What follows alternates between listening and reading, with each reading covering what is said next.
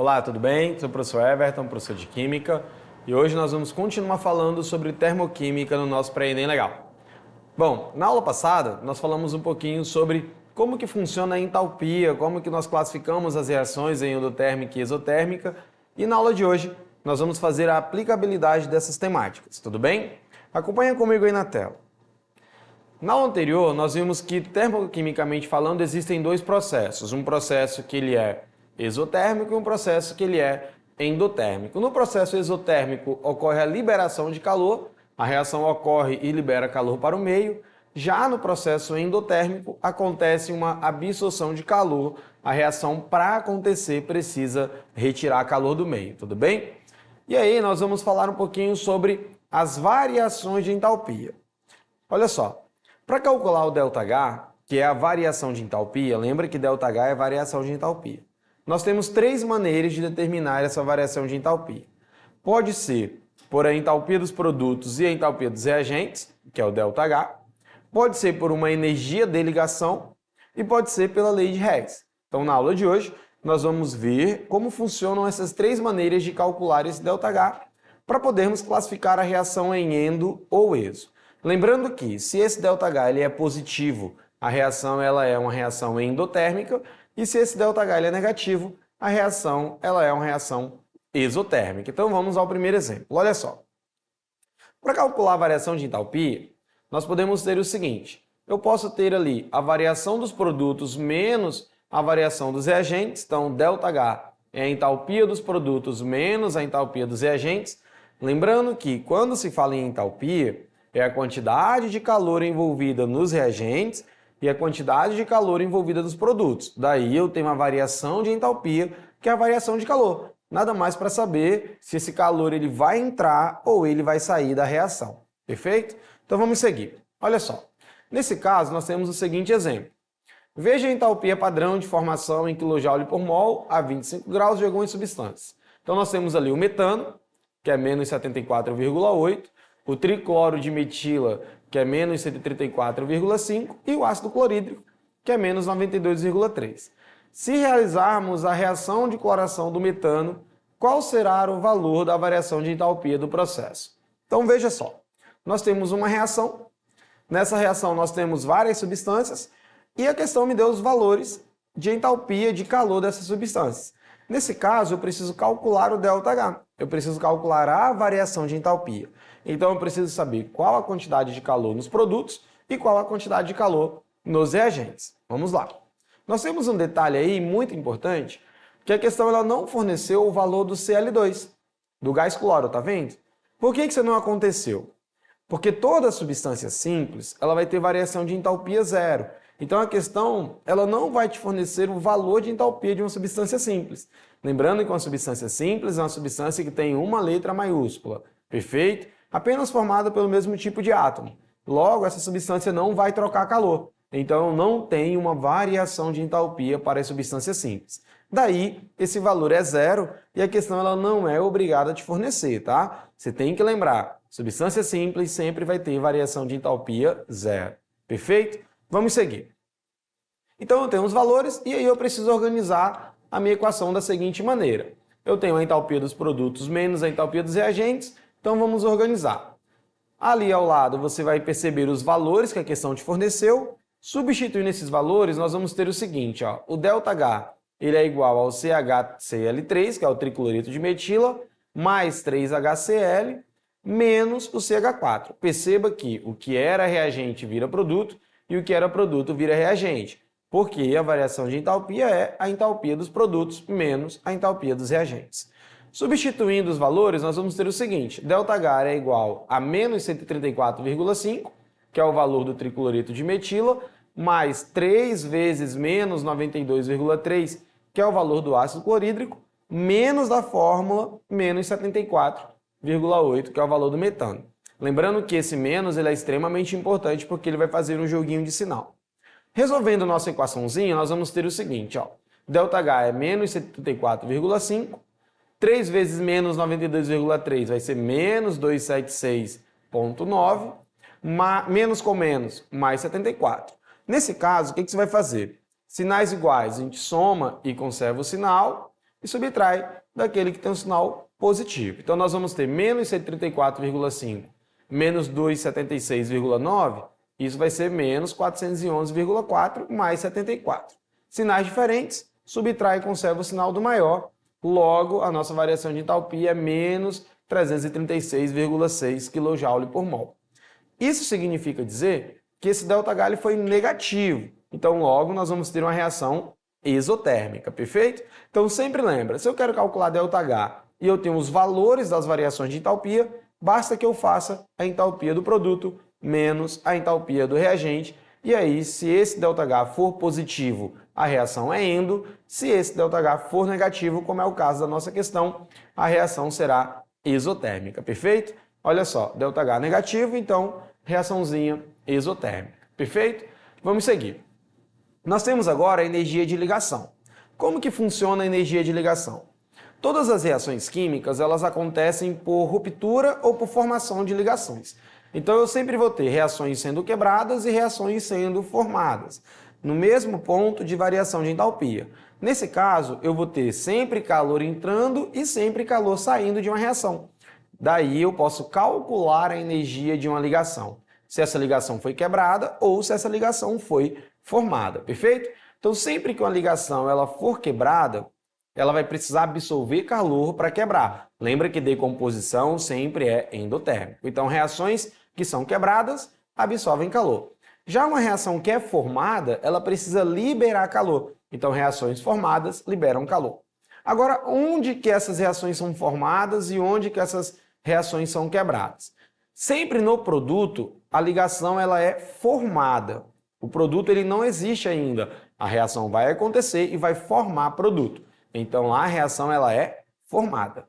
Já no reagente, vai acontecer uma quebra, uma decomposição. Então, a ligação desses reagentes se quebram para dar origem a novos produtos. Perfeito? Então, olha só na tela. Sempre que essa energia ela for quebrada, a reação ela é endotérmica. Sempre que a energia for formada, essa ligação ela é do tipo exotérmica. Perfeito? Perceba ali na reação, ó, eu tenho o C2H4 mais o gás hidrogênio formando C2H6. Então perceba que eu estou quebrando as ligações dos reagentes e formando a ligação do produto. Lembra que reagente é antes da seta e produto é após a seta. Vamos a um exemplo. Olha só, eu tenho aí C2H4 mais H2 formando C2H6. Então nós temos eteno mais gás hidrogênio formando etano. Perceba as ligações no eteno. Então eu tenho hidrogênio com carbono e uma dupla, né, carbono-carbono, mais o gás hidrogênio formando ali o etano. Veja só, a ligação do carbono ela vai ser 612, mas como eu tenho 4 ligações de carbono e hidrogênio, essa ligação é 412. Tudo bem? Já a ligação hidrogênio-hidrogênio, ela vale 436. Somando essas ligações, nós vamos ter 2.696 kJ por mol. É importante nós lembrarmos que toda ligação no reagente ela sempre vai ser positiva, porque a ligação no reagente ela é absorvida, lembra disso, né? A ligação no reagente ela é quebrada, então para ser quebrada precisa absorver calor, logo ela sempre será positiva. Já no produto, olha o que acontece. Eu tenho ali 4 vezes essa ligação, né, carbono e hidrogênio, então eu tenho C2H6, essa ligação ela vai aparecer 6 vezes, mas ela vale 412, então é só multiplicar. 6 vezes 412 mais 348, que é a ligação entre carbono e carbono. Esse valor vai dar menos 2.820.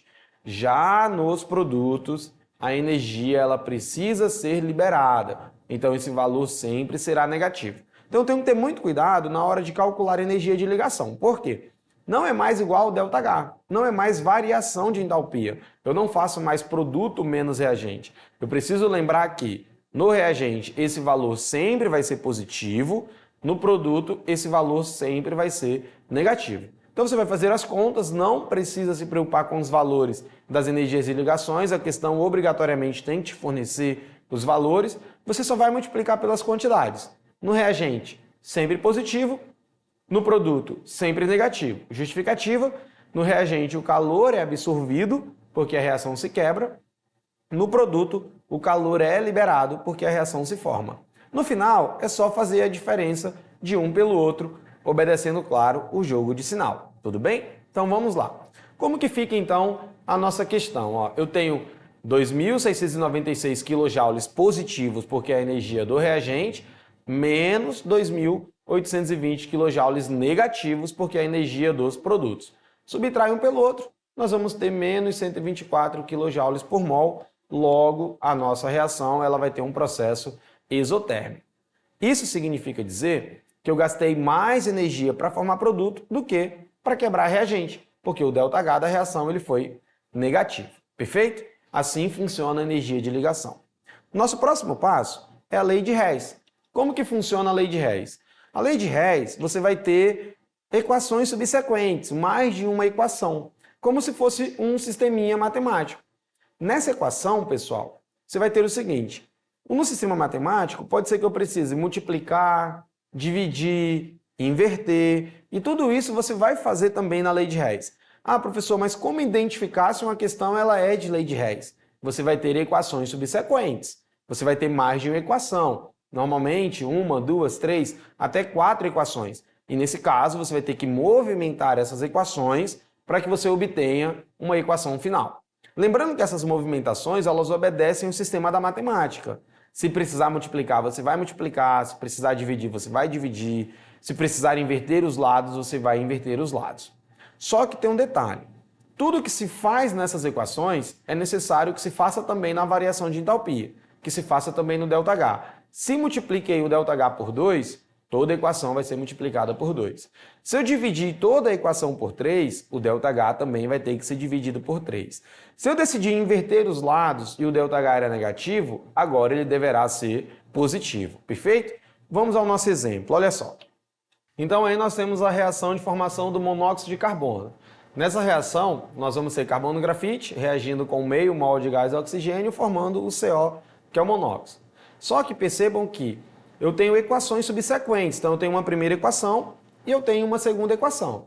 Na primeira equação, nós vamos ter carbono grafite mais gás oxigênio, formando o CO2 e um ΔH de menos 393,5 kJ. Na segunda equação, nós vamos ter o monóxido de carbono mais meio mol de gás oxigênio, agora sim formando o CO2, com um ΔH de menos 283,0 kJ. Como que funciona então uma lei de Hess? Olha só, você tem na tela duas equações. Então você vai ter que movimentar essas equações para que você obtenha a equação padrão. Sempre é assim. Então eu tenho equações subsequentes, eu preciso movimentar essas equações para que no final eu obtenha a equação padrão. Então vamos ver. O que eu tenho ali na minha primeira equação que me interessa? Eu tenho carbono grafite. Na minha segunda equação, eu tenho o CO, monóxido de carbono. Mas percebam que ele está no reagente. Eu preciso dele no produto. Então eu tenho que inverter os lados dessa reação. Então a primeira equação nós vamos repetir. Então o comando é repetir, porque nós precisamos do carbono grafite no reagente e ele já está. E na segunda equação o comando é inverter, porque eu preciso do monóxido de carbono no produto e ele está no reagente. Fazendo isso, olha o que nós temos. Eu repeti a primeira equação, então eu não vou mudar o ΔH, não vai fazer nada, ele vai ficar lá ao menos 393, mas a segunda equação que eu precisei inverter, olha o que acontece com o sinal do delta. Ele era negativo e agora ele precisa ficar positivo. Feito isso, a necessidade de você fazer os cortes. E como que funcionam esses cortes, pessoal? Matematicamente falando, é uma simplificação. Você vai cortar coisas iguais em lados contrários. Então, se eu tenho CO2 de um lado e CO2 do outro, eu vou cancelar. Tudo bem? E coisas iguais em lados contrários nós cancelamos e coisas iguais do mesmo lado nós somamos. Perfeito? Então, vamos seguir. Nesse caso, eu vou mandar embora CO2 com CO2 e eu mandei embora ali também 1 mol de O2 com meio mol de O2.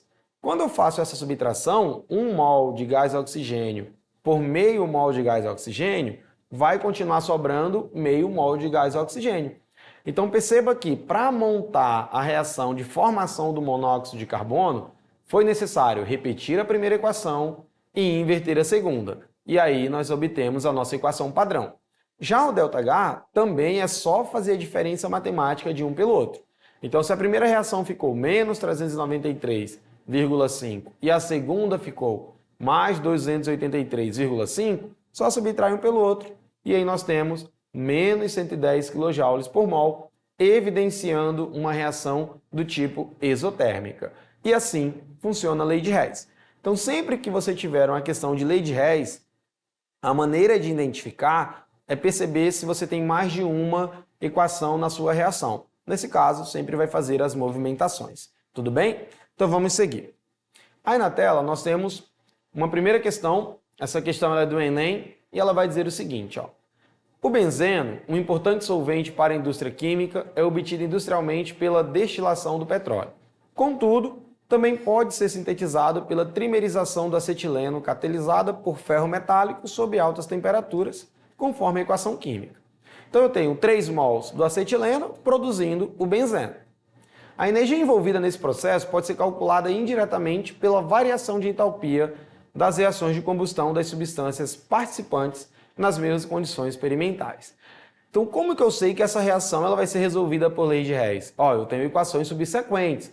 Você vê aí na tela, então eu tenho uma reação de decomposição, na verdade é uma combustão do acetileno, e a segunda reação eu tenho uma combustão do benzeno. Qual é o primeiro passo? O que eu quero? Eu quero a reação do acetileno formando o benzeno. Então vamos lá. A primeira coisa que nós vamos fazer aí é multiplicar a primeira equação por 3. Por quê? Porque se você perceber, você precisa de 3 mols de acetileno. Tá vendo lá na tela? 3C2H2. Na nossa reação padrão só tem 1 mol, então o primeiro passo é multiplicar a primeira equação por 3. O segundo passo, percebe que eu preciso do benzeno no produto? O C6H6 ele deve estar após a seta, no produto. Na segunda reação, ele está no reagente. Então, eu preciso inverter a segunda reação. Então, invertendo a segunda reação, nós vamos ter o sinal do delta trocado. Olha a resolução como é tranquila. Multipliquei a primeira equação por 3, então agora eu tenho 3 mols de acetileno. E a segunda equação nós invertemos. Então, o benzeno que estava no reagente, ele passa a ser produto. Lembrando que tudo que se faz com a reação se faz também no delta. Se eu multipliquei, multiplica-se o delta também, e se eu invertir, também trocamos o sinal do delta. Então, nesse caso, eu mando embora ali 6 mol de CO2 com 6 mol de CO2, mando embora 3 águas com 3 águas e também 15 sobre 2 mols de O2 e 15 sobre 2 mols de O2. No final de tudo, sobra apenas a nossa equação padrão. Então, eu tenho 3 mols de acetileno formando o benzeno com ΔH de menos 150 kJ, é só fazer a subtração de um pelo outro. Perfeito? Então, nós temos aí como gabarito, letra B. Então, fazendo a diferença pelo ΔH, nós vamos ter aí uma variação de entalpia de menos 150 kJ, evidenciando, assim, uma reação do tipo exotérmica. Tudo bem, pessoal? Bom, para essas e outras aulas, acesse a nossa plataforma